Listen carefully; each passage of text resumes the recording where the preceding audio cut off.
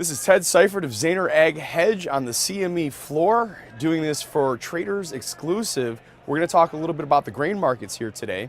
Here this week we had our monthly installment of the USDA Supply and Demand Report. It's called the WASDE, the World Agricultural Supply and Demand Estimates. And generally for March, we don't expect much from this report. Really because at the end of March, we have our prospective plantings and quarterly grain stocks report. The prospective plantings will give us a good idea of what we're planting here this year, or at least what growers' intentions are going in. That can certainly change due to weather. We'll get our final planted acreage report a couple months later.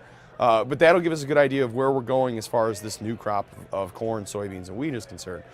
The quarterly grain stocks report is going to give us a good handle on what demand has been doing over the last quarter. And that's usually why the USDA is reluctant to make any sweeping changes on this March WASDE report, especially on the demand side of the equation, because they might be contradicted by that, or we're going to get a better look at that at the end of the month. So it was mostly a non-event. The domestic corn and wheat balance sheets were mostly unchanged. You had some very small but somewhat interesting changes on the soybean balance sheet. You had crush numbers coming down by 10 million bushels, which was widely expected. But the interesting part was that they made some housekeeping changes. They increased seed by 4 million bushels, and in order to sort of offset that, they reduced residual and also reduced production by 1 million bushels. And at the end of the day, we're looking at a seed number very similar to what we saw last year, which is suggesting that we could be, the USDA is sort of gearing up, or again doing some housekeeping in front of these later month reports, saying that we're making room for more soybean acreage. So that could be a little bit of drag, especially on the back end of the soybean market as we go forward. It might also be suggesting that corn acres might not be up as what some people have been suggesting, so we'll be looking at that too.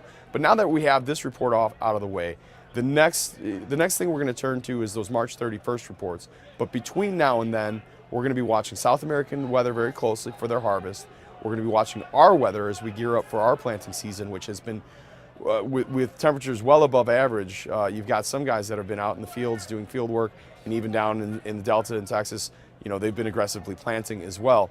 So we're off to a bit of an early start as far as the planting season is concerned. So we'll continue to look at that weather also, and demand. We saw export sales were pretty decent for corn this week, kind of mixed for beans and wheat. But we're just kind of looking for sort of that next narrative in the grain market. And you do wonder, getting this March report out of the way and getting a lot of the news, we really haven't had a big negative report so far this year. You wonder if maybe most of the most bearish news for the grains has already been factored into the market, and going forward the news might not be quite as bad. You also have a record short fund position at the moment, which, if these guys start to cover their short position, could provide for some nice upside mobility as well. So again, looking forward and looking at the grains, it seems to be an opportunity here for a bit of a rising tide across the board, at least until we get closer to the end of the month, the March 31st reports. But for right now, we're seeing some positive price action in the grains and looking for a little bit higher trade in the near term. So once again, this has been Ted Seifert of Zaner Ag Hedge for Traders Exclusive from the CME floor.